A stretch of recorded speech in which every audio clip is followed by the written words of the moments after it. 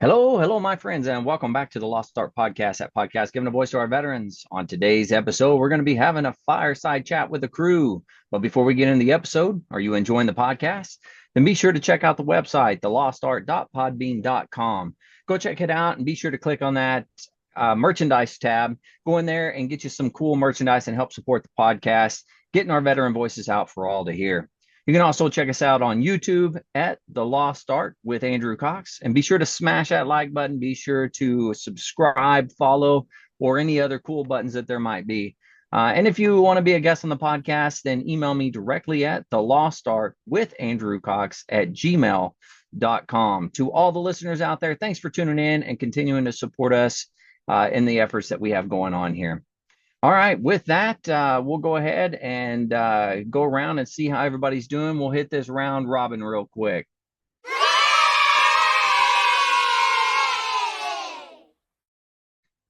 Let's go ahead. Let's start with Mark. Mark, how you doing today? I'm doing fine out here in California. Uh, all is good except the politics, the taxes, the prices, uh, and these strange people walking around all over. But the majority of the people here in California, Southern California especially, are good, good, fine Americans. The weather is kind of get warm here for right now, but the greatness of this is in about 2 hours that temperature is going to drop from 95 to 75 in a matter of minutes, and so it's going to be perfect temperature out. Yeah, I wish it would drop like that here. I'm sure everybody else is wishing the same thing. Oh man, good times. All right, Krista, how you doing? I'm actually doing really well. Had the great pleasure this week of speaking to about 320 recruits at Echo Company, and boy, were they motivated. I go and I talk to them, and I was telling them how I ended up at Paris Island on June 18th, 1989, and they were like, "What?" But then I told them some other things, and they were like, "What?" They were on fire for every little thing I said. They were just like, "What?" I Well, talked to them about the air station, the F-35s, and they're like, what? So they were just, it didn't matter what I said. These guys were on fire. I think it was like either 4-1 or 5-1 series, and they were on fire, but they were ready to graduate. They're graduating tomorrow, and they're out of here. But so you got some new hard chargers on Fire Marines. So, but it was a good week. It was hot. It's still hot. It's probably 90 degrees right now, and it's hot. and I'm sure down in your way it's super humid as well. So is So that I is think that so, a accurate? little bit. Yeah, Not too a bad little bit. tonight. So yeah. Okay. All right. Well, that's good. All right. Well, Aaron, how are you doing? So down here in Florida, we're not a communist state. We are we are living the free life. Now everything, in all seriousness, everything's good down here. Hot and humid, muggy, like always. So Mark said the temperature is going to drop about 20 degrees, and I wish it was just not humid here because there is about a 15 to 20 degree difference between day and night here. The problem is the air's so thick and muggy you can't tell the difference. So that's the difference. I mean, you walk outside, you just start sweating. But other than that, weather's great, family's great, doing good, Very nice. working, All right. working. Working. Working it hard. I like it. All right, Mike. This is good news, Mike. How you doing, Mike? I'm doing good, Andrew. It's Every good. day's a good day. Just a busy week working, hot here too. And I know that humidity aspect. Yeah, it's sun's going down here, and I just let the dogs out, and let them back in, and I was standing out there for a minute, and I was like, temperature's gone down, and I came in and looked to see what the temperature is. It's only 89 at this point, so we're it's going down, so it's pretty good. So And 89, is it feeling good at 89 or is it yeah, still yeah. Well, it's better than 98 earlier today. So yeah. yeah, that's a good point. Yeah. But no, looking I hear forward to you. the weekend. Don't have to work this weekend. So Ooh, nice. You gonna do something fun? yeah, actually I am. Oh, okay. All right. What do you want to Uh, know? No, no. I was going to ask, does it include dollar bills, or I mean, what do you got going on? Well, it's going to include me giving out dollar bills, but I mean, not in that sense. But So not no, receiving dollar bills. Oh, no, okay. no, no, Well, no, no, no. I'm not going to be getting yeah, anything thrown at me. But yeah. not that I'd be in like in your dad bod clip, the little meme you sent the other day. My eyes are up here. That is a Now good clip, I must say. my wife got me tickets, and she gave them to me at Christmas time, and she got me tickets Saturday night to see Def Leppard, Journey, and Steve Miller Band in Atlanta. So Get out of town. Are you serious? yeah, so I'm driving up there, and she's driving down from Knoxville. I'm meeting her at the hotel where we're going to stay at, and we're going to the concert. Stay up there Saturday night, and I'll boogie back sometime Sunday. You know what? You're not welcome here anymore. I'm just Hey, going I'm to say sorry. that. I'm My very wife loves offended that me. you get I'm to go. sorry. I'm sorry. I Ah, mean, man, your wife doesn't love me at all. She didn't give me any tickets. That's not right. we'll have to see. Yeah, well, yeah, yeah. Well, it sounds like it's going to be a good time. I'm jealous, that's for sure. All right. Well, we'll get into our next segment here. This is Veteran News with Mark. I'm there. So the veterans news for today, I've only got one subject because I wanted to go just a little more in detail with it, but it has to do with the VA home loans. Okay. So if you honorably served and have been honorably discharged, you rate, well, actually, even when you're in, if you have a certain amount of time, the required amount of time in the service, you qualify for a VA-backed home loan. So there's the regular VA home loan. The Veterans Administration will give you mortgage assistance if you already have a VA loan and you have been having some issues financially or whatever like that. So what the beauty of the VA loan is they guarantee a portion of it for your lender so that they can hopefully give you better rates, and you don't have to come in with a closing costs or there's no down payment, no closing costs. Just imagine out here in California, average home is in San Diego is $1 million now. You got to come up Oh with my 20. God. You got to come up with 20% of that. Where are you going to save up $200,000 to buy a house? You're a young service member. I remember back in '96 when I bought this house. I was a sergeant, 3 kids, living on the Southern California economy, trying to buy a house. Like, wow, I couldn't save up enough to make a down payment. The VA loan gives you that um, grace to not have to provide a down payment. Or closing costs. And so then the VA will help take care of you afterwards. Once again, with mortgage assistance, with foreclosure avoidance. They don't want that. If you go foreclosed for some odd reason, there's someone's got to make that pay up that difference. So they want to help Right. you avoid foreclosure at all costs. They have a REIT say you've got a interest rate, and then all of a sudden the interest rates have gone down after a period of time. You can do a interest rate reduction loan through the VA, and to drop that interest rate, which of course drops your home payment down. So there's great benefits that the VA provides to help you achieve, the American dream of owning your own home. And for the best place for someone to start, to go look and see if they're eligible, because they're going to have to get what's called a certificate of eligibility from the Veterans Administration. It's easy to get, but you get that certificate of eligibility, start working with a lender, get pre-qualified on what you can afford, and then start working with a real estate agent and get that home.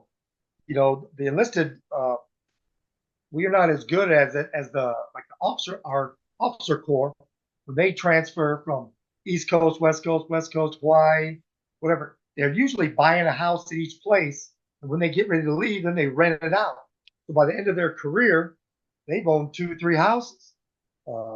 So we need to educate our enlisted Marines a lot better and get them involved in this to get this done.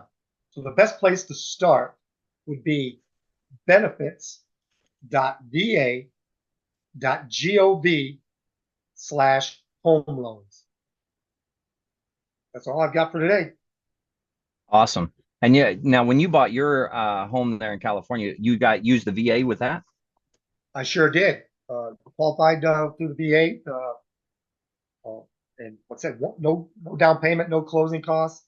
And usually you can structure the loan to close at a time. So let's say you close, say, after the 15th of the month on that home loan. You're going to go 45 days until you're going to make that payment. So let's say like next week on the 16th, you close on a home loan.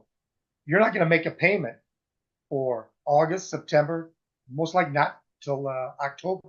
So you can actually live in that home, up to, like I said, 45 to 75 days. It all depends on your the home loan lender and everything like that, how they structure it. Wow, that's really cool. And you has could be anybody collecting done that BAH and not making those payments. Yeah, absolutely. Has anybody done what were you trying to refinance on the home? Has anybody done I that? I actually just did a interest rate reduction on mine. Yeah, we did. We did one for us last year. Very nice. Last spring, yeah. Wow, man, that's a really good deal. And the VA, they got some great stuff out there. It's just a matter of going to find it. And I was talking to a gentleman this week. I think it was yesterday. But and I was saying to him, it's all about contacts and talking to people. So if veterans are talking to veterans or military talking to military, we need to let everybody in on these tips, these tricks, all that type of stuff, so everybody can benefit from it. I mean, it's there. Might as well use it. That's the way I look at it. Definitely. You earned it. Use it. Yeah, most definitely. Now, is it Krista, Aaron, Mike, have you guys, I know, Mike, you were saying that you've refinanced your loan, but have all you guys gone out and used the VA loan? Yeah. We bought our first home with it, I think in 2002 when we came back from Hawaii. And we had it. And then when we had to buy a larger home, when Ron's mom came to live with us, we basically bought it, we used his. I have one as well, a certificate of eligibility since I was a Marine.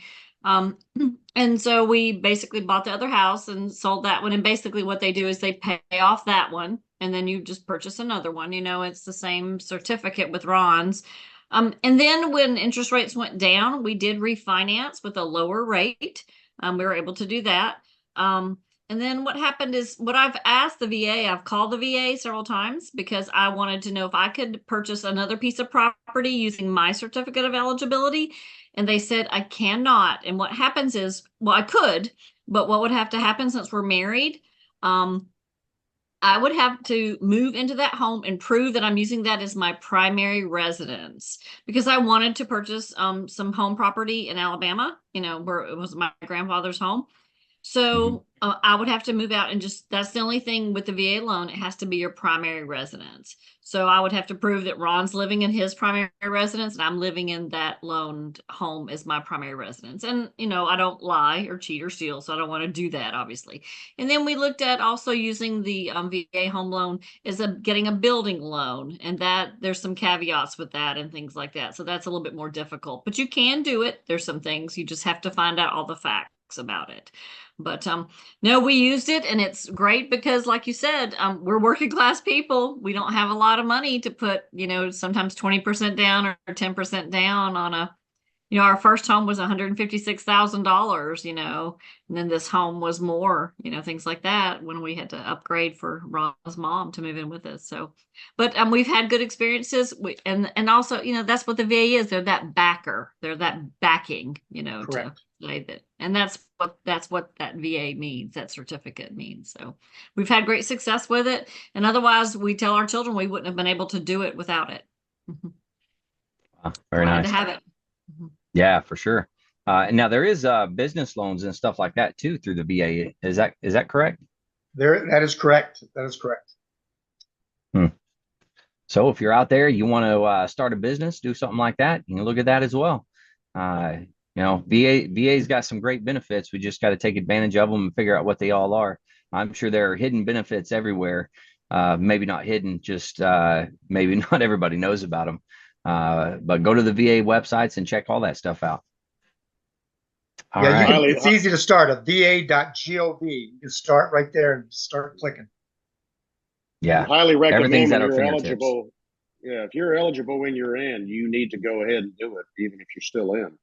That way you've got it, and it's one less heartache you have to deal with at that point, getting out or retiring or whatever. So, but we Yeah, that's had a to good point. actually use, Mark, what you were saying with like foreclosure and that. Because unfortunately, when I got out of the Marine Corps, we were doing our best, paying bills, and we bought the house with no expectation of anything happening. And all of a sudden, we get a letter in the mail from, the bank that we had financed the house through with my VA loan. And it was basically, oh, we apologize to tell you this, but hey, we grossly underestimated your escrow account. So they raised our house payment almost $800 a month. Whoa. Wow. And we're That's like, crazy. we can't pay it. So, we were continuing to pay what we were paying before for that month. And then at the beginning of the month, we would pay pay difference. So it was caught up. Well, the bank wouldn't accept it till it was all there at once. Right. So, next thing you know, you're a month behind. Next thing you know, you're 2 months behind, even though you're still paying. And at the time, I didn't know about, going to the VA, going back to them and saying, hey, this is what's going on. And we finally got to a point where literally the county sheriff showed up and handed us a foreclosure notice, said, you got 30 days. Wow. And it's like, so we're like, well, what do we do? So we went and talked to an attorney in Albany, and he's like, well, you can do a bankruptcy on the house to save the house. But he said, if you used your VA loan, he said, you need to contact the VA and talk to them about this because they can stop this whole thing right now. And I was like, really? He goes, yes. I said, well, I didn't know that. So I called the VA, and the representative I got, I was probably on the phone with him 2 hours, and I was explaining everything to him. And he's like, he was professional, but then all of a sudden when I started talking about the $800 increase, he's like, the hell out of here. Are you kidding me? No, bull, Yeah, he goes, I'll be back in touch with you in a day or two. But, next thing, like the next day he calls and he's like, hey, I called the bank. They're willing to stop the foreclosure, but, this $800 thing still isn't negotiable. But, we're working to try to do this and do that. And finally, we got to a point. He said, hey, VA rep said, go back to the attorney and bankrupt on the house. File bankruptcy. He said, that's it. That's my best advice to you. So we went to back to the attorney, and we were literally there. It was the day before the foreclosure was supposed to happen, getting ready to sign all the paperwork. And the VA rep called and he said, stop what you, he literally called, but he had the attorney's number too, and called him and he said, do not let them, if he signed the paperwork, shred it. Do not. The bank has agreed to basically they go back and I forget what they call it now, but they basically go back and look over the contract. Oh yeah, I know exactly what he's talking about. Yeah, go ahead. Oh, you cut out, Mike. Say it again. I'm not sure where I cut out, but you went back and you were saying that he went back to the bank and the bank finally decided that they were going to do something. And I don't know, you cut out. Yeah, they basically postponed a foreclosure for, I think it was 60 days or 90 days. And they agreed to go back and do a loan modification to go back through the loan itself and look at all the figures and the numbers and everything. They were able to lower the interest rate, and they actually seen where there was a clerical error. It was on their part, and the VA held their feet to the fire on that and said, hey, that's not their fault. You're not doing this. And it took about 45 days, and it finally went through, and it actually dropped our house payment like $200 from what we were originally paying when we bought the house. Oh wow. And stuff like that. So yes, it is. They definitely saved us on that one. So that's one thing I will say about the VA. Yeah, that's really cool that they completely fought for you and went and even talked to, called the lawyer to tell you to stop and everything. I mean, that's fantastic. Wow. Anything else on this topic? Nope. All right, we'll move on. We're going to go to current events with Aaron.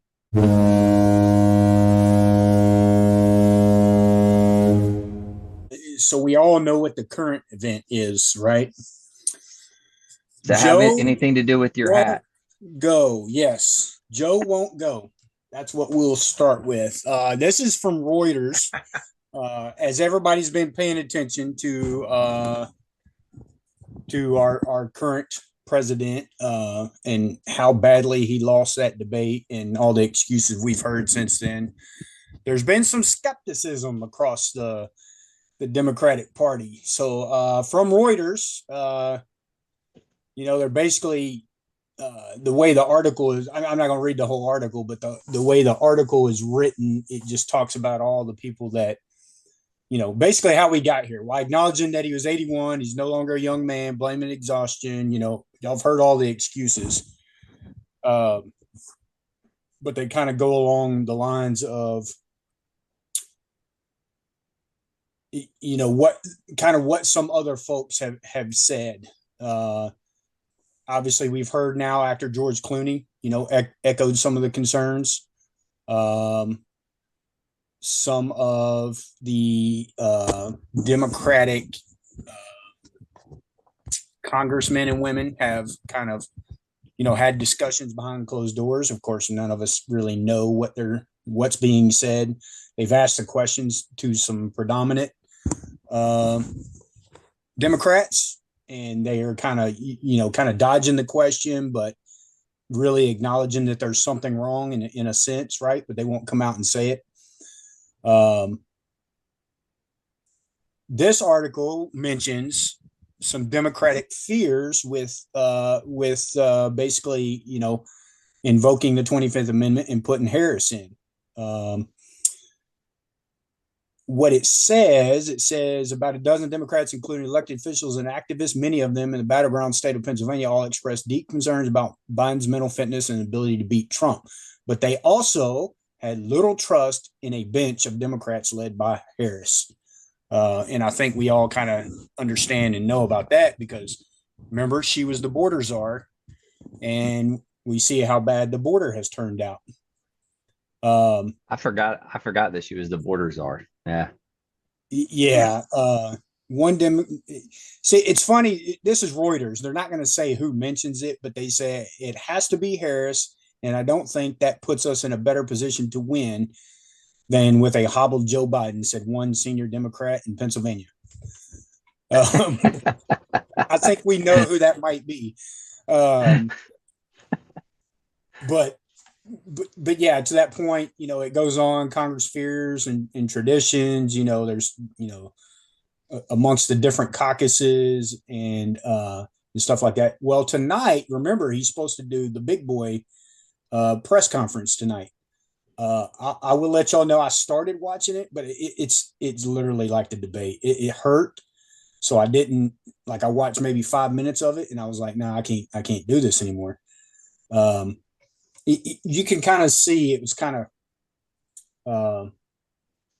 well, we'll watch it and we'll discuss it later, but it's on tonight. We'll all see the recording, but at the same time, they're loaded questions, right? It's all scripted. It's all set up, this, that, and the other.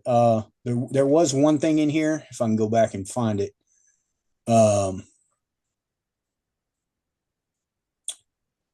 Well, here's what he's leaning on. It says Biden believes in Biden. He said, my dad, who fell on hard times, always told me, though, champ, when you get knocked down, get up. Get up. He said his mother taught him failure at some point in your life is inevitable, but giving up is unforgivable. My thoughts on this. Oh, there was one other thing in here. Okay. This is what I don't understand. Biden has surrounded himself for decades with a small cadre of senior aides, such as political advisor Mike Donilon, counselor Steve Ricchetti, and Deputy Chief of Staff Bruce Reed. For decades, this guy has been advised by at least these three folks. So now we know kind of a sense, or have a sense, of who's kind of running the country. And it definitely is not him. What I will do is pause right there for any comments on the current events, because this is kind of taking hold of everything else in the country. I do have one more current event, but it's more local related, but it's kind of a funny story. So I'll pause right there. I have a comment about something you were talking about, was the when you were saying oh crap, what was it? Man, I went in and then went right back out. Anybody else got something? I'll think of it again. Sorry. Oh, I remember the debate. You were saying loaded questions when you were talking about tonight. And I will say, although maybe the questions were given to people in advance, that could have happened at the debate that they had. I will say that, what was it, CNN, right? They did a fantastic job on that debate. And I was shocked. I couldn't believe it. But they did exactly what they were supposed to do and held everyone to the fire and kept on moving, which was really cool. So it was funny you're saying loaded questions, but I thought CNN did really well in the debate. Yes, I agree with that, but you just mentioned something, said, holding their feet to the fire. The left media is not going to hold anybody accountable that needs to be held accountable the right way, right? They're going to come and they're going to attack Trump. They're going to attack the right. They're going to attack Republicans, right? If you're not a progressive Democrat, they're going to attack you. Look what they did to RFK Jr. Yeah. That was a shame. They should have held a primary and seen who would have actually been the Democratic candidate. That being said, they're not going to hold anybody accountable. Now, do I think they realize that they have really screwed up? Probably. Are they going to admit it? No. I so agree. Who should be held accountable? They should probably be held accountable somehow. Their ratings have dropped and stuff like that, but who's going to hold them accountable? Yeah, no telling. Nobody's going to hold the government accountable. Nobody's going to hold the left media accountable, right? So yeah, and how do you hold them accountable? That's my question. How do you hold the media accountable? How do you hold, at least from the common man's perspective? Yeah, they're worried about retaliation and this, that, and the other, and revenge. And Trump has already said, my revenge is winning in November. If I win, we got the presidency. Well, we've got the House. Let's get the Senate, and we will start righting the ship. And steadying it and getting it, headed in the right direction. That's his. But of course, again, like I said, they're going to attack and say, oh, they're throwing out this, what is it? Project 2025. Yeah. That is another. Yeah, it's a similar hoax. Gosh. It's like a wish list from what I've seen and heard. It's like a wish list of what some radical conservatives have come up with some things. It's not anything that Trump has signed off on. It's ridiculous. It's a joke. I mean, nobody has said any of that stuff. Right. It's ridiculous. Right. But anyway, I'll be honest, I haven't really looked into that at all. What do you have on that? Because I don't have anything on it. Project 2025, nothing. I keep hearing these random things, and you go to try to research it and look it up, and it's like, no, nobody actually, like Krista just said, nobody actually said any of that or has vowed to do any of that. I can pull it up and send it to you guys later. Yeah. Okay. It's like a list of these things that no one's even said. None of it. I haven't heard any of that stuff. Yeah. Interesting. In local news, when I first saw that, I thought it was the whole commandant's thing. 2020 was it? That's what I thought of. Yeah. I was like, wait a minute, the commandant? What? It's not though. Yeah. No. It kind of reminded me of it, but it was like, no, it's somebody. It's fanaticism. Yeah, exactly. Extremism. Mhm. Right. In local news, this is Local a Florida, news. so kind of turn into something more funnier than politics, because politics is funny, but it's not funny anymore, right? Uh, so, according to Florida Wildlife Commission, this is out of my location here, near Hillsborough County. It was actually in the Hillsborough County River. A woman was reported during the 4th of July. And approximately an 8-foot alligator bit her in the leg. If y'all are ever down in this area and you go to the Hillsborough River, yeah. Don't go swimming. Yeah. So here's some tips. Actually, there is one that's funny that's not on here, but it's like, hey, you're in Florida. If there's water, there's alligators. There's something along the lines of that. But it says, if you encounter, then call. Be aware of the possible presence of alligators when in or near fresh or brackish water. Right? It makes sense. Yeah. Closely supervised children. I mean, this is like warning labels written all over it, right? Never swim outside of posted swimming areas. Huh. Swim only during daylight hours. Alligators are most active between dusk and dawn. Yeah, that's not the moon glaring off the water at night. Those are little eyeballs poking up. Yeah.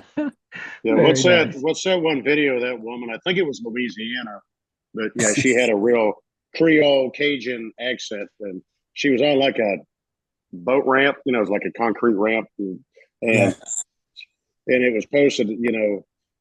Be advised, this may just save your life or something like that. And she was talking, and she goes, "You got to listen to me. You got to listen to me. This may save your life. You come up to water like this, you come up to this," and she puts her hand on it, and she's tapping the top of the water like this. She picks it up, and she goes, "If it's wet, there's damn gators in there." Yeah. Yeah. Exactly. Because I don't care if it's your swimming pool. I don't care if it's a big ass puddle. I don't care if it's wet. There's gators in there. Well, that's kind of true. There are gators. Yeah. I've seen videos of gators that got in the pools and all the kind of crazy stuff. They get everywhere. It's pretty wild. Between that and the snakes down there, you got a infestation of snakes. I watched a show where the guys go down and they go hunting them and all that stuff. It's very interesting. Yeah, there are what do you call it? The non.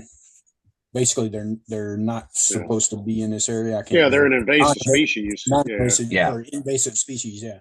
So apparently, I guess some folks years back, I guess, had released, some I don't know, pythons, anacondas, whatever they are,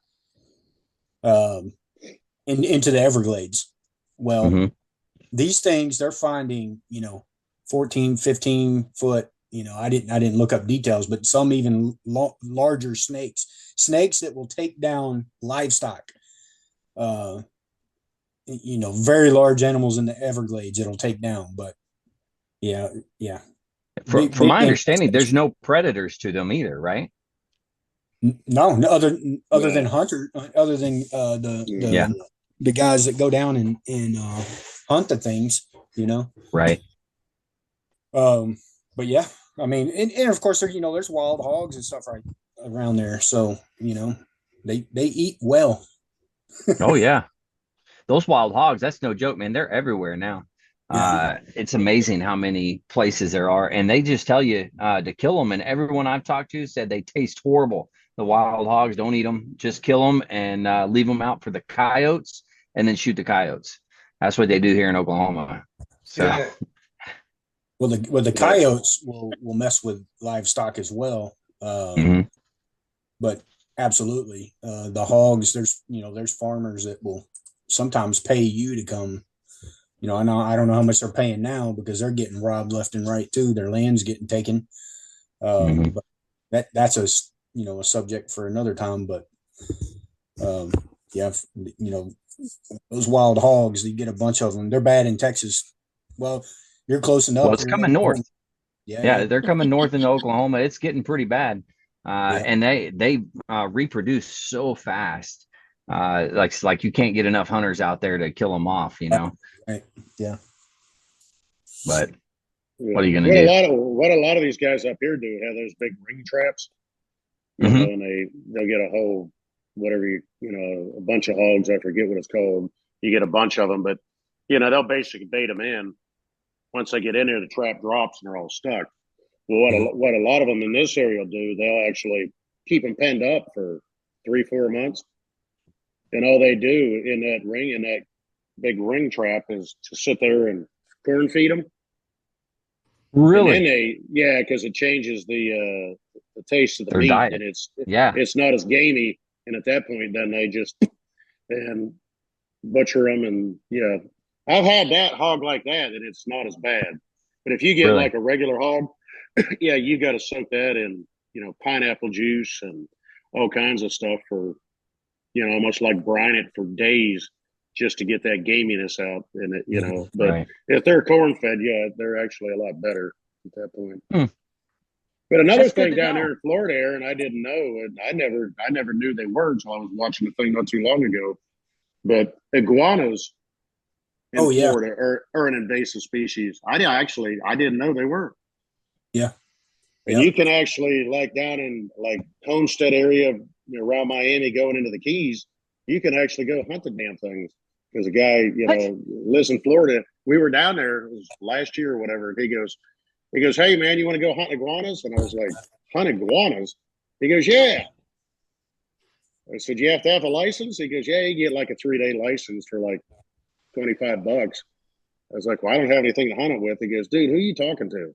He said, I got, he's like, but he's got like a 22 caliber pellet rifle, and stuff like that. So he's like, just you shoot him with a pellet rifle. But when it gets cold down there, like Miami, they post warnings and stuff, don't they?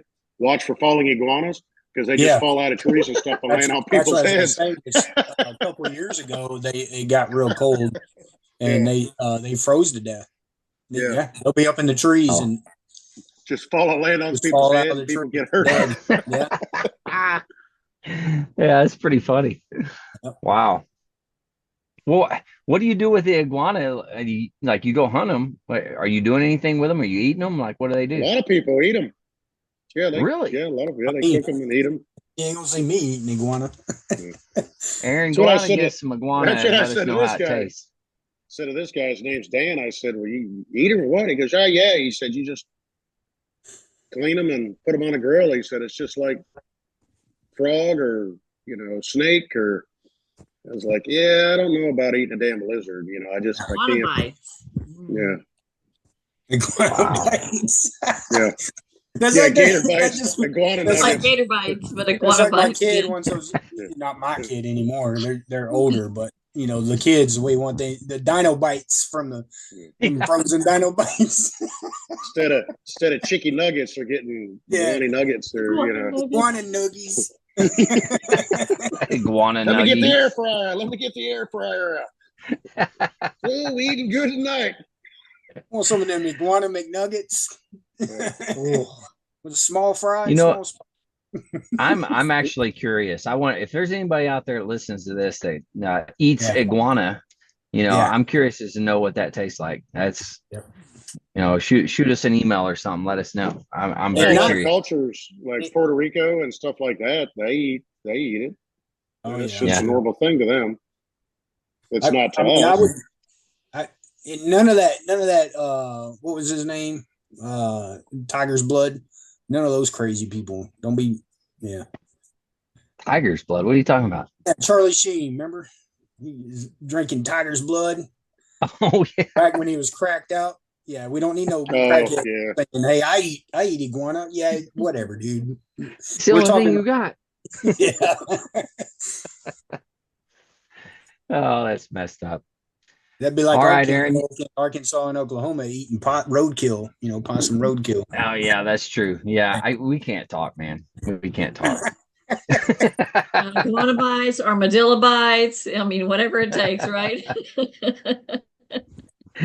Oh man, gotta love it. All right, Yeah, Aaron, you got guy anything I else work for with us? on a daily basis was talking the other day. I don't mean to cut you off, Andrew, but No, you're he good. Go goes, ahead. he said something because there's a big old raccoon wherever we were at. He goes, "Man, you ever eaten raccoon?" I was like, "No." He goes, "Man, it's good." So when I was a kid, my dad used to shoot raccoons all the time when he was out on the tractor. He'd bring it back, and I'm like, "Raccoon? You really ate raccoon? You're like, you really want to eat trash panda?" And he's like, he goes, "The hell's a trash panda?" I said, "A damn raccoon." Yeah, damn raccoon. They used to go, or they still do. They go raccoon hunting here. They have the dogs. They chase them, all that good stuff, you know. Uh, but it wasn't where the red fern grows. Didn't they chase the raccoons? Is that right? It did. That was it. Yeah, Yeah, That was yeah, it. yeah, yeah. That's what I thought. yeah. I know All people right. Well, back home that eat groundhogs, so it's all they eat is really? grass and clover. I mean, I mean, they're grass fed, so all yeah, the people that yeah, want grass fed. they're organic and range free and free range or whatever it's called. They Like eat here, whistle pig. microgreens. They're eating Here's microgreens. here, whistle pig. Yeah. Oh man. All right. Well, hey, that brings us to the next subject. So we'll just go ahead and jump into it. We got good news stories with Mike.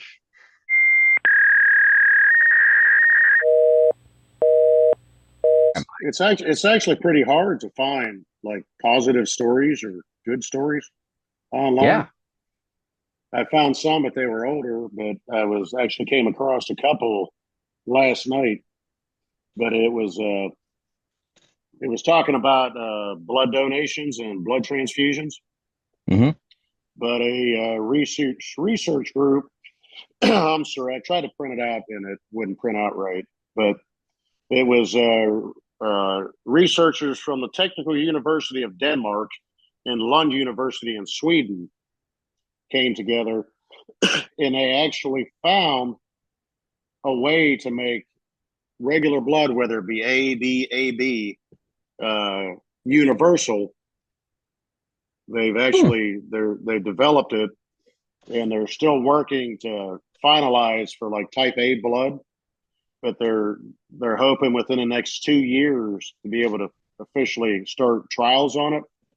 But the impact that would have as far as transfusions, blood donations, and things like that, because they said the whole world in general is in a blood crisis, a shortage since 2020, since COVID. No Now kidding. they can't get back to the levels they were, and only 7% of the world's population is type O, which is universal. Hmm. So that's one of their biggest problems they have.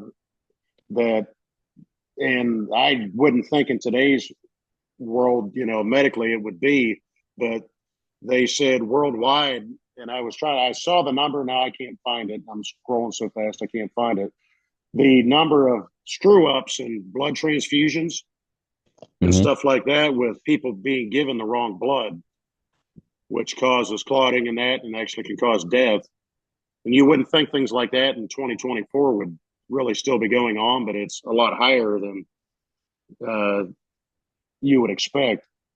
But they figured out a way with blood that the red blood cells actually has a specific protein or a sugar that defines whether it's A, B, B. And what they found is if they used an enzyme, it actually attacked that sugar and dissolved it to the point where the blood basically lost its characteristic as A or B or A or B. No So kidding. there, yeah, and it was interesting. And the person who was interviewing somebody from this research group, they're like, "Well, what is the enzyme?" And he said, "Well, it's kind of funny. It's actually the enzyme from your gut.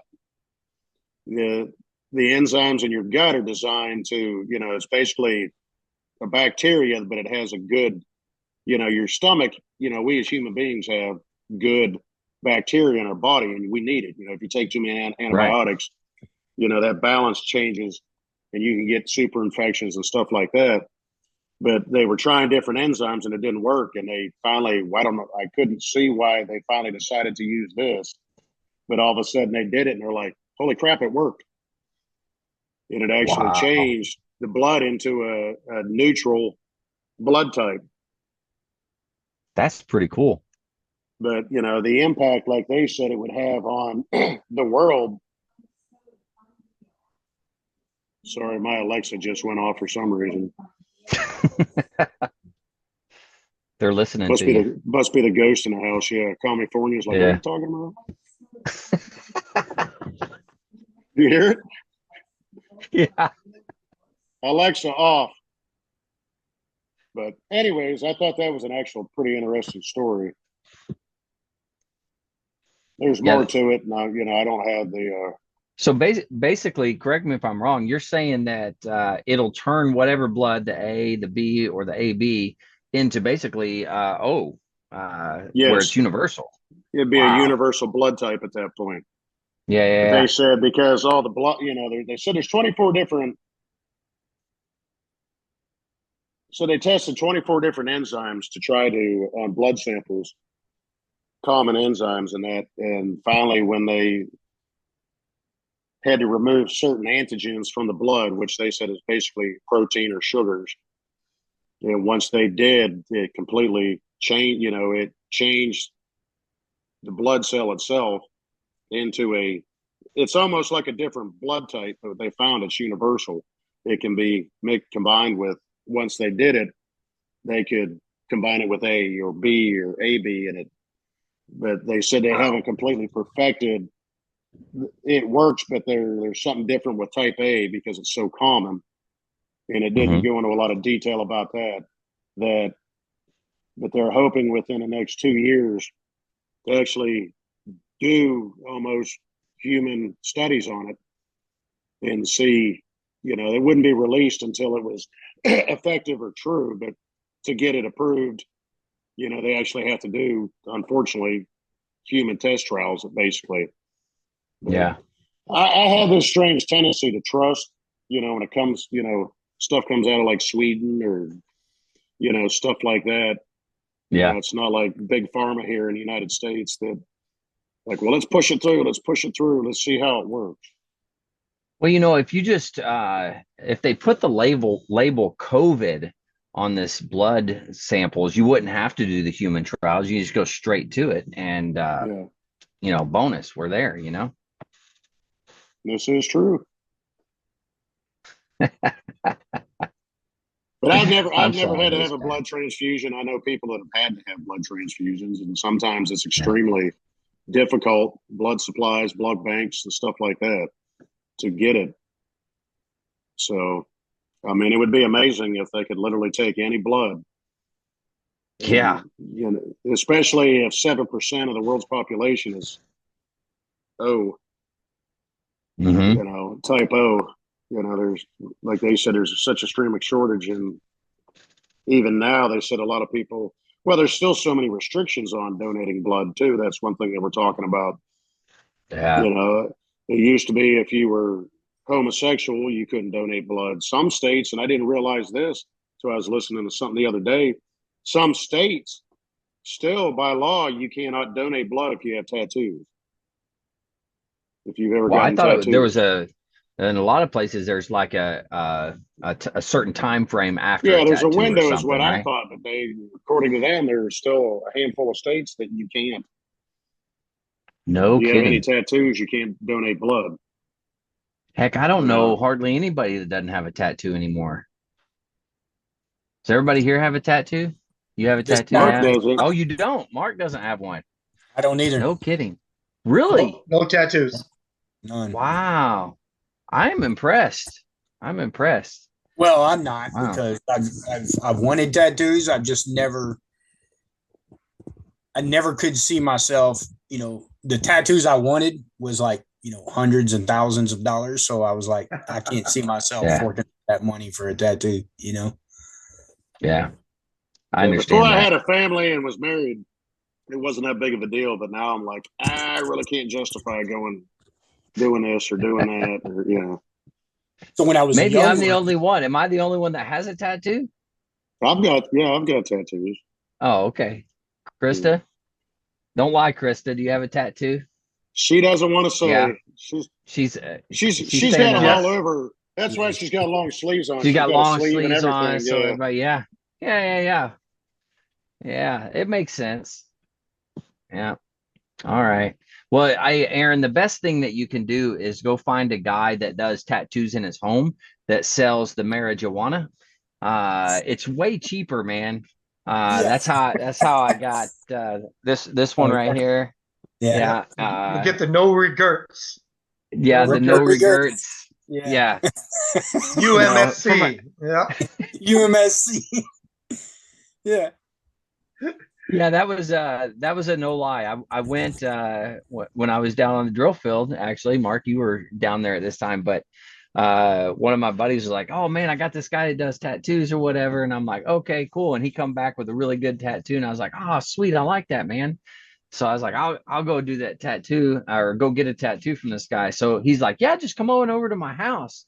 And I'm like, "Okay, that's strange, but all right, cool." So I show up to this guy's house in San Diego, and he starts drawing on doing the tattoo and all that good stuff, and then all of a sudden some guy walks in the door and he's like, "Man, I went everywhere, dude. I went down to the park," and he throws his bag down, right? And he's like, "I went to the park and I was selling this stuff everywhere and nobody's buying it and da da da." And this dude's going off, and the guy that's giving me a tattoo just stops and looked at him. He's like, "You got to stop, dude." And he's like, "What, man?" And he goes, "He's in the military. You need to get that and get out."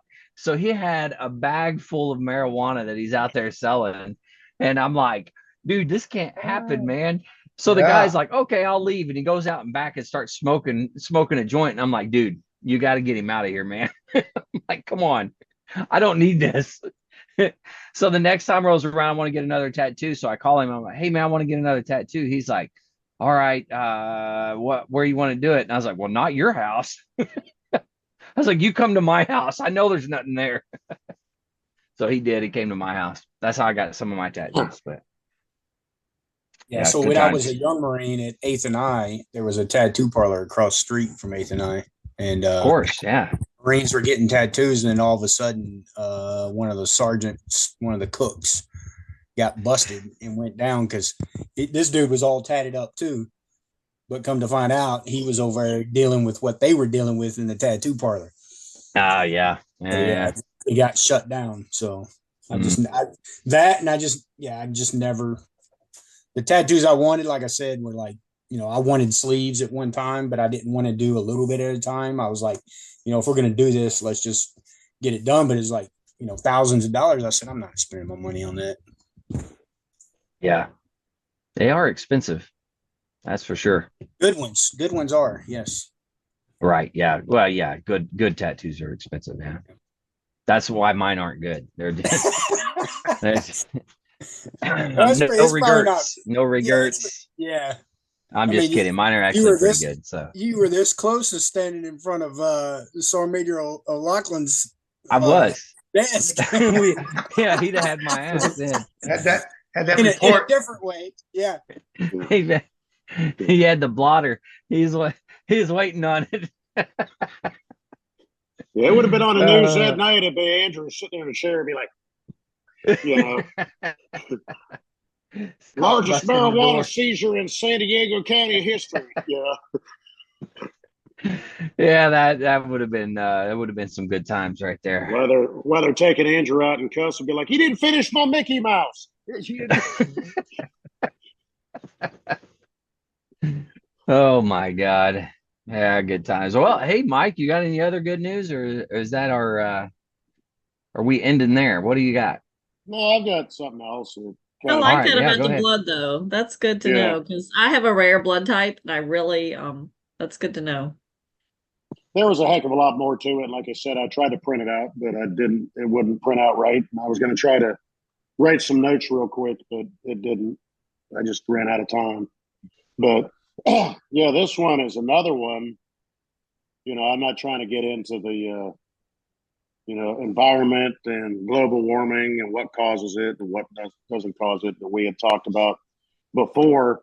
You know, people and celebrities and people in social media and that, how they're constantly talking about, we need to save the environment. We need to do this and we need to do that. And it was something I had actually heard him,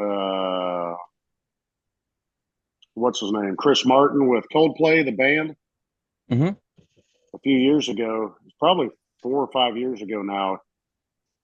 He was actually talking that Coldplay would not do another world tour unless they could find a way to cut their carbon footprint as far as jets, stuff like that. And there was a lot of it in the article.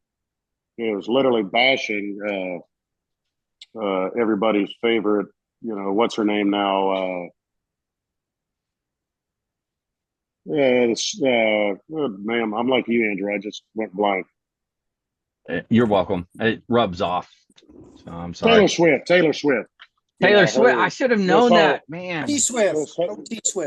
This whole world tour and flying back and forth from Japan for the Super Bowl and football games and private jets. But the article started out saying that since 2022, 200 well-known celebrities and multimillionaires combined have flown a total of 11 years worth of carbon footprint just in private jets since 2022. That's just them alone, that they've added emissions and jet emissions and stuff like that. But that's amazing. What Coldplay was able to do is they literally sat down with a team and said, hey, this is what we want. If we go on a world tour, we go on a stadium tour, we don't want to tap into the grid for power, for sound, for everything. So what they literally have is they bring in like huge solar panels and like the floors where the crowds, if they're down, if they're on a football field or a baseball field, but they call them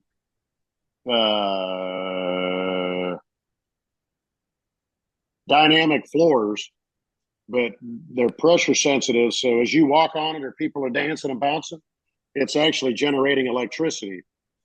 What? And they actually went to BMW, and I forget, it's in here. And like I said, I'm scrolling real quick, but they went to BMW for batteries, like reclaimed, like electric vehicle batteries and stuff like that, that had been recycled and rebuilt basically, and got them for pennies on a dollar because, BMW's like, well, what are we going to do with them? And literally they're able to power a lot of their concerts with just the energy and the activity of the crowd. Wow. Charging these batteries and with solar. But since they started this world tour they're on now in 2023, and they had this group went in and did a detailed study on it, they've dropped their carbon footprint and their emissions footprint by 59%. Wow. Since their last world tour in 2017 or something like that. That's awesome. But they literally, when they go in, like in Europe and things like that, they literally take everything they have is shipped by train. It goes in from city to city by train. They travel by train. They, ride, city buses, transits, and stuff like that. Kidding. They highly encourage it. And a lot of them, and even there were some other ones that I had mentioned, have gone to it where if you're in New York City, you take, the subway or something like that, or rideshare or Lyft or something, they're actually willing to compensate you for that, just so to help with emissions and driving and stuff like that. But they started, not having, bottles or cans and what stuff is sold for, drinks and beverages and stuff like that. They literally, Coldplay set up collection points and recycling points, and they take all of that and it's sent back out for recycling, and it goes back into funds. But they said for every ticket they sell, to their concerts, they turn around and they plant a tree. You know, like Wow. in the Amazon and all over the world, it's like the tree, whatever organization of the world or something like that. That Yeah. they use, like, instead of just throw out plastic bracelets if you're of age to drink and stuff, they're actually reusable LED, they're reusable bracelets, and they encourage you on your way out. Yeah, you can keep it if you want as a souvenir, but they ask you to please return it because they recycle it. And with that, they're actually getting money back so that they can put into more solar and battery. And they actually put in like literally like stationary bike things in the concert. And they're like, hey, if you do this, you'll get at their concerts. Like, if you do this, you'll get sit on this bike for 10 minutes and ride it. You'll get like 2 free drinks or a meal or something like that. And it's literally charging at the concert. At the site. Wow. Yeah. So it's actually really cool. pretty interesting to think that it said it took them 2 years to actually get to this point, but literally 59% they've been able to reduce the emissions and their carbon footprint. What's going out. And like they said, if we can do it, why can't other people do it? And like there was they got a good point. Yeah, and there's well, they made it an initiative. They're like, we will not do another world tour if we can't do this. We'll still perform, but we're not extensively flying here and multiple jets flying, equipment and things like that. Wow, but that's incredible. As far what was but a lot of the studies and all that went through MIT. And they said at first they didn't think that they were going to be able to achieve their goal, but all of a sudden when they got the results in, that they had, surpassed what they were trying to achieve. And they said they're not going to be happy till they're at least at 80%, as far as reduction. But they said 72% of all their waste was typically delivered to landfill and has now been reclaimed and sent for recycling and composting because they want, more reusable containers instead of, plastic bottles and things like that. They know it's they can't avoid all of it, but at least that point they can cut it back as much as they possibly can. But they said for every ticket they've sold for this tour so far, they planted 7 million trees. Dang, that's pretty awesome. Yeah, it's actually impressive that, and they said they're starting to see. They said they're starting to see it more, that more venues and more cities are accepting what they're doing. But they're, and it's to be expected. But we're Americans. There's a little bit of pushback in the United States, Of and course I don't know what anybody's opinion is on it. That global warming or things like that. I think it's a natural cycle, but I think that we as humans aren't doing anything to help it in some ways. There's certain things we could do, but they said and I'm trying to find it now, they bought 2 of those, and it was on social media a couple years ago. I think he was some college kid or something, but he invented and patented those waste barges.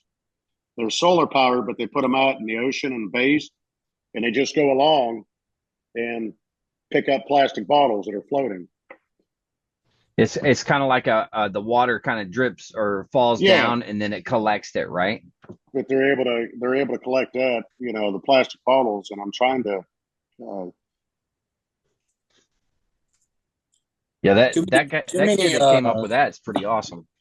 Too many concrete and asphalt forests is the problem. Yeah. But they said cutting down. Go ahead. No, go ahead. I was just going to say we're cutting down, forests to build, subdivisions and stuff like that, and it's, that's all. It says here, 18. Yep. 18 shows were powered entirely by tourable battery systems made from recycled BMW batteries. 2 solar-powered ocean cleanup river interceptors that they could put in the rivers and the oceans have been 100% paid for and invested in 20 more. Wow. Just with what money's been come in from, the recycling, and they're giving a lot of the money back, but they're using what money as far as recycling and stuff like that, they're putting it back into everything else to make the project even bigger. Holy cow. They said even though Coldplay still does rely on air travel for some of their shows, they still highly pledge that whenever possible, they encourage in themselves also to use public transit, whether it be train, subway, and they said in Europe, it's a lot easier, but all their stage equipment and everything is shipped around Europe on train. So that's pretty impressive, but it is funny how the article instantly went to, laid a pretty good smack on Taylor Swift about her and now the criticism. But it said she went, when she started the Aries tour, she went, and it didn't say what month, but at one month, she had flown a private jet 23 days in a month. And now that she's gotten a little bit of backlash for that, for the Aries tour and everything else, that she's cut it down to like 14 a month, where she's only using a private jet. Wow. I blame all the Swifties for buying the tickets. Yeah. Yep. Yeah, I agree. To all the Swifties out there, it's your fault that global warming, it's all on you. So I thought that was a decent, a positive story. I thought, so. I'm not real big into like the global warming thing and the recycling and all that type of stuff. I mean, I'm not like super big into it or anything. But I think it's important that we try to do things like that, as much as we can. I don't think we're ever going to be able to, be perfect at it. That's for sure. But, we should be able to try at least, it should help in the long run. So I kudos at least to they're trying. Coldplay. Someone's trying, right? Yeah. Yeah. Well, they're leading by example. They said, "Hey, we're not going to do this, and we're not doing this anymore unless we can at least do our part in this." And they're actually holding to it. They invested a lot. It was their money they invested into it. They found teams that were like, "Hey, can we do this?" They're like, "Yeah, we can do it," and they're actually doing it. And that may be something that goes into everything else, whether it be professional sports or things like that. You're never going to have a football team ride a train. I promise you that. But I mean, you never know. I don't know. When I buy a football team, I'm gonna make them ride the train. The 1927 Crimson Tide won the national championship, and they rode the train from Alabama to California. And they had a pig on that train. I know, because my great uncle was on that football team, and he rode the train all the way to California. So they did. A football team did ride the train to California to the Rose Bowl championship. And they won. I do have a question on that though. Did your uncle have to ride with the pig? Yes, the pig was on like in the same compartment with the pig. Yeah. They had to post fire watches. Yeah. Everett Sanford Senior. Yeah, he was on the winning championship team. Yeah. It's really cool. And his name is on the Walk of Fame at the University of Alabama if you go and look it up. Yeah. Aaron's shaking his head. He's like, I can't even believe you brought Alabama up right now. He's so upset. Well, that's because that's the only thing they could afford. They could only afford the train. Everett Donald Sanford. Yep, he did. They won. I think they could afford. Yeah. All right. Hey, Mike. I was going to say that, Mike. Back then they didn't have any money for those programs, and now it's a money pit. Hence why they have NIL deals now. Don't get me started on NIL money. To pay the players. That's a whole nother topic. All right, Mike. Hey, thanks. I appreciate you getting some good news to us. I know it's difficult to find, but you're doing a fine job finding them. So thank you for that. And we'll go ahead and move on to the next one. This week in military history with Krista.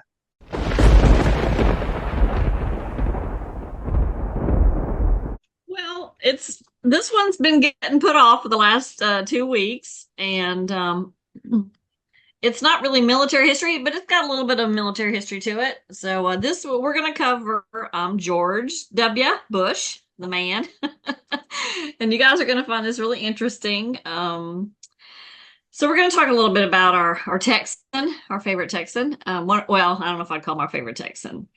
So we're going to cover him. I do not have a photo to pop up of him, but George W. He was our 43rd president. He was born July 6th. That's why we were going to cover him a couple weeks ago. He was born July 6th, 1946. He is a baby boomer, like a couple others here on this podcast. Aaron. He's 77. The other day was his birthday. He was born in New Haven, Connecticut. He was our 43rd president. He served from 2001 to 2009. He is the son of H.W. and Barbara Bush. And H.W. Bush served from 1989 to 1993, of course. He attended Yale University.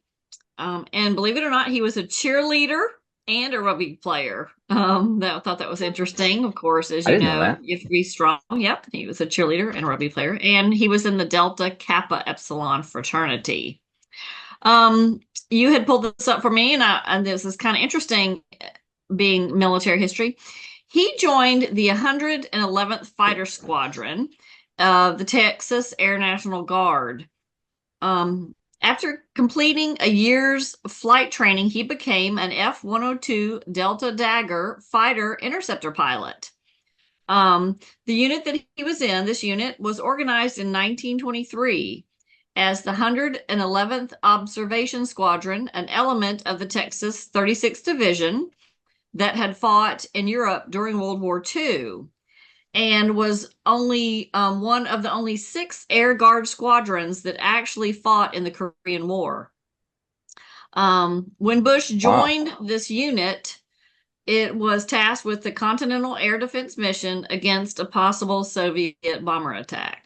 And so that's the history of that unit. So it was a pretty important unit. He remained with that unit until his honorable discharge in late 1973. Now, we're going to talk about Bush a little bit, and it seems like I'm not really pro-Bush, which I am, of course, and I'm a registered Republican.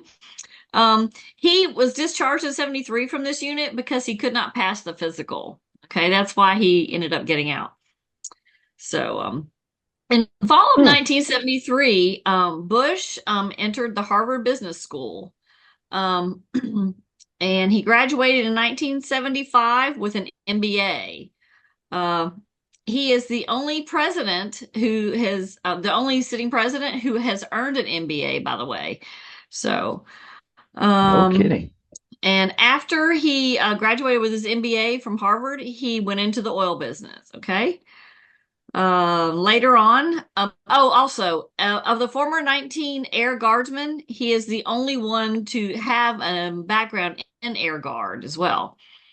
So he later served twice as the governor of Texas as well. And also, one more thing. He is also the last sitting president to have served in the armed forces.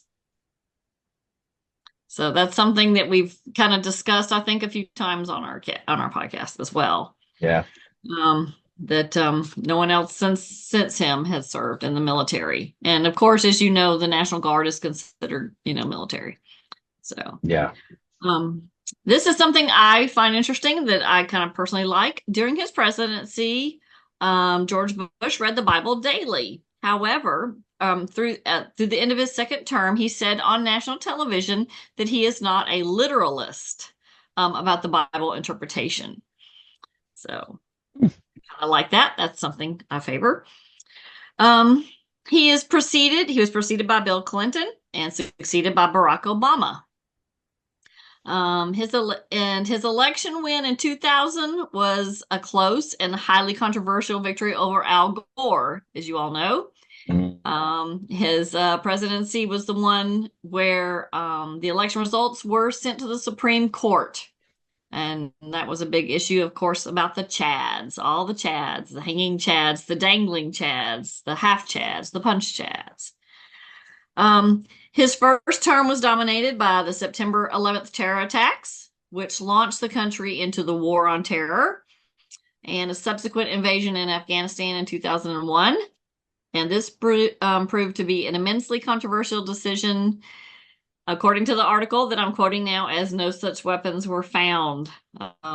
We won't go into the details of that. That's just what I'm quoting.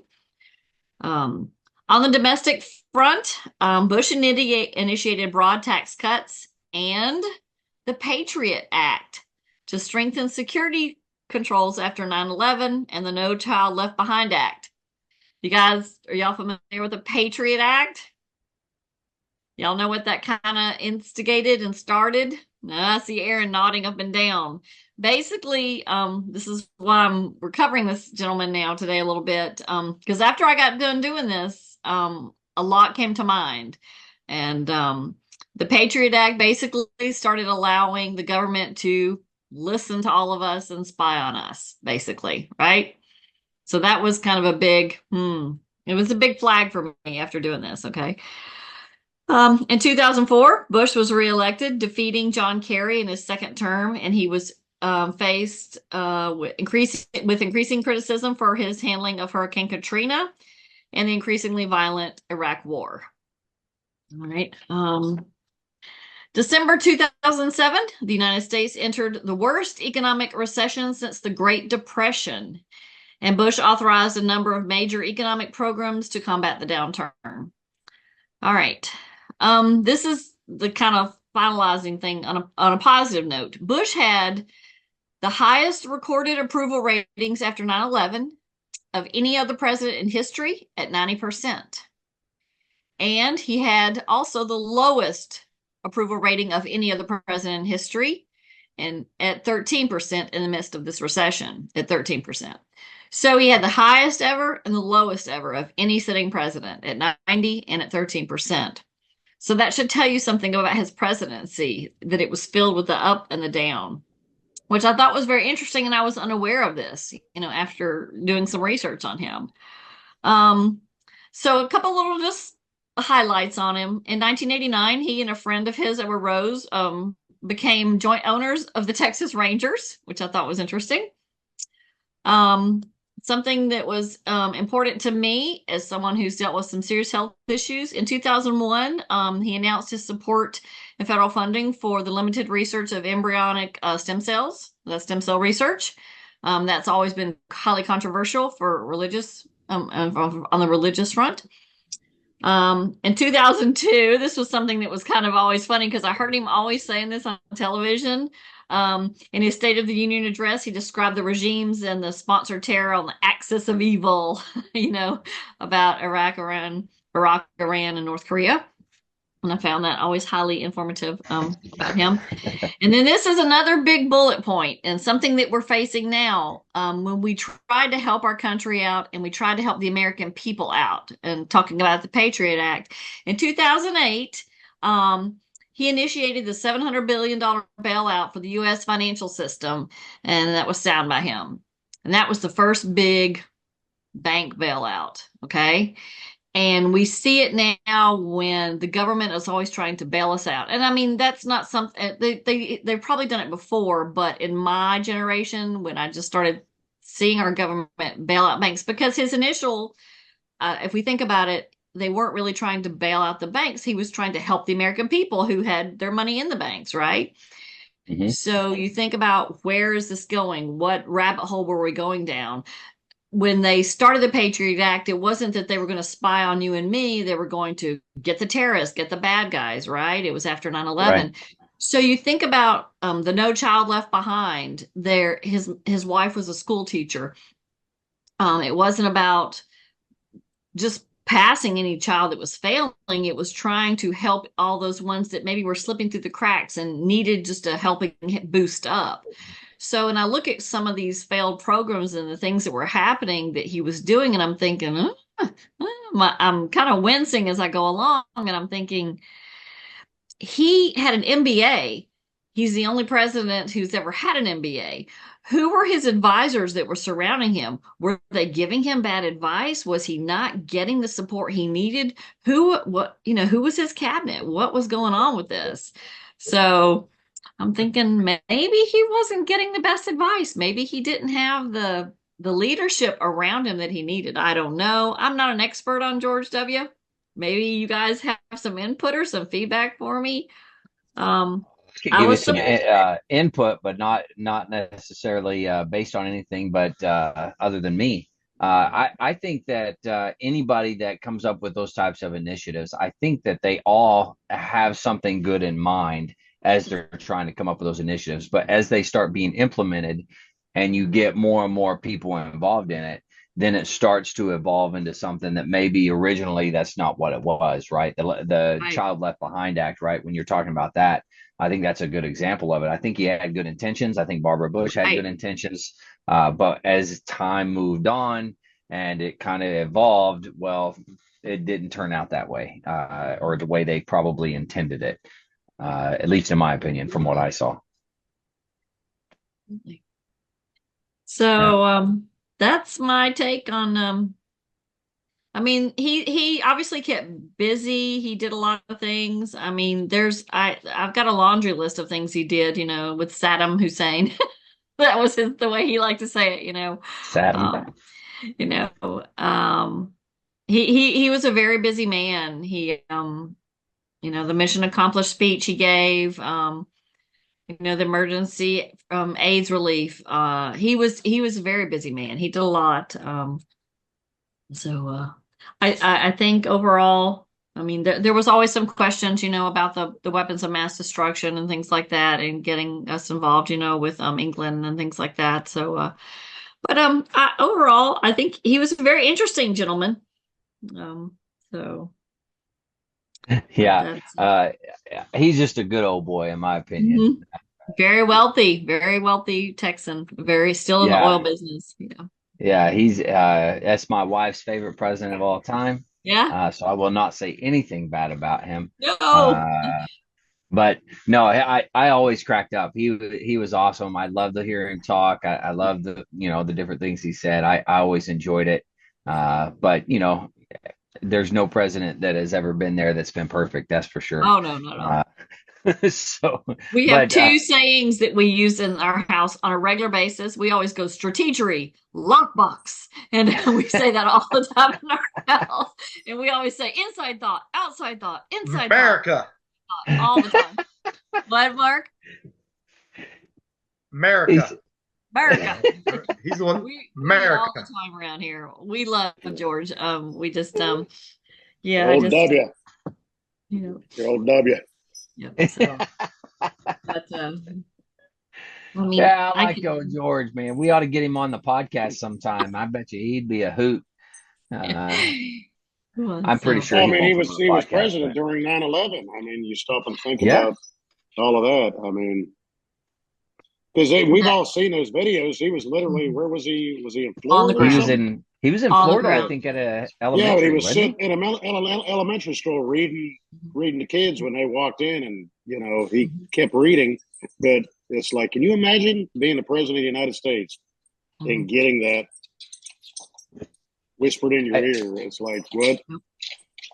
I would have been like, yeah, I gotta go. Sorry, kids. Yeah, so and so is going to take over. Enjoy. Yeah.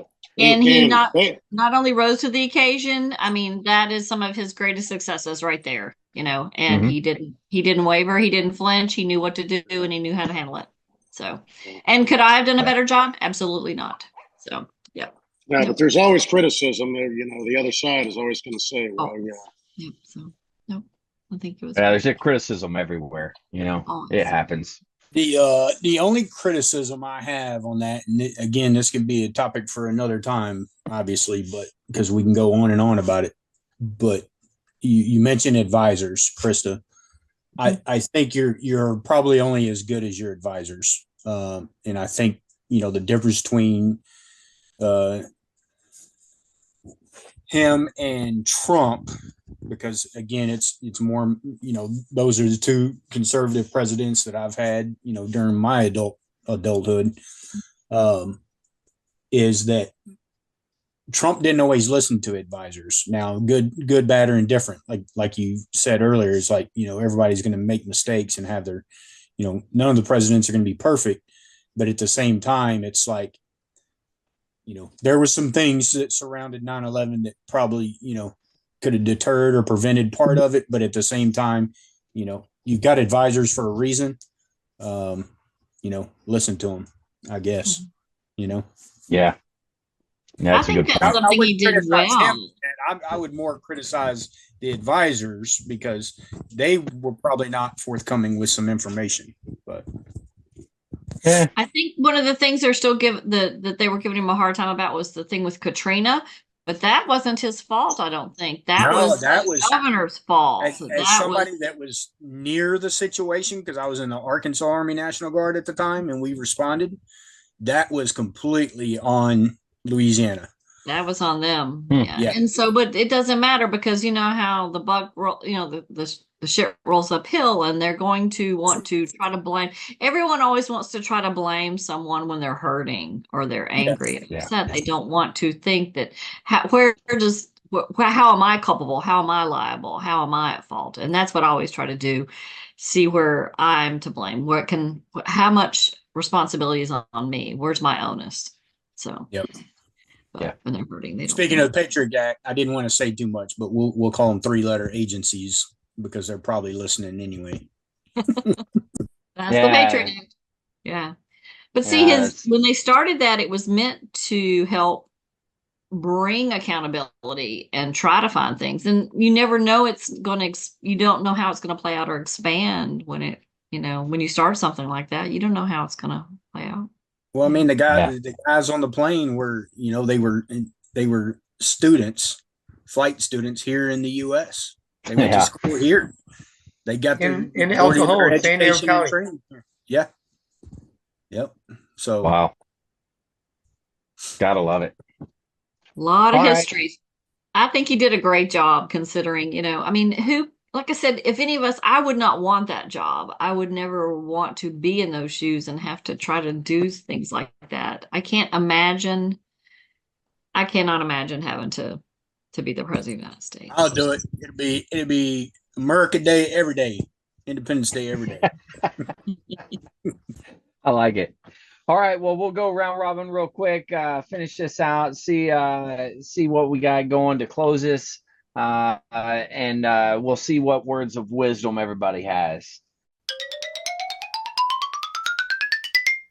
Who wants to go first this go round? Anybody want to volunteer?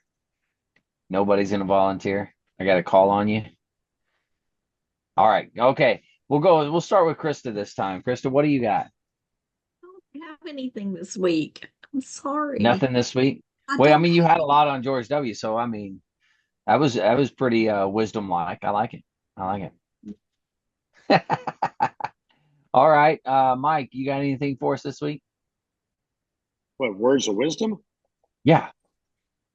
Yeah, I had to find it here real quick because I read something. I was reading an article on Ronald Reagan that he made a quote. He said, "We can't help everybody, but at least everyone can help someone." Ooh, man, I like that. Reagan was a smart man. Yeah. All right, Aaron, what do you got? So I cheated a little bit. I did a quick look up since we, got the lesson on George W. Bush here. One of his quotes. I just lost it. Oh no. Here's one. Here it is. He said, we know that dictators are quick to choose aggression while free nations strive to resolve differences in peace. That's good. That was good. I like it. All right, Mark, what do you got for us? Something all leaders, especially hopefully when President Trump gets back in, but for all leaders, no matter what, whenever you give an order, ensure that either the order you gave or the one you gave it to is carried out. Oh, yep, that's the important part right there.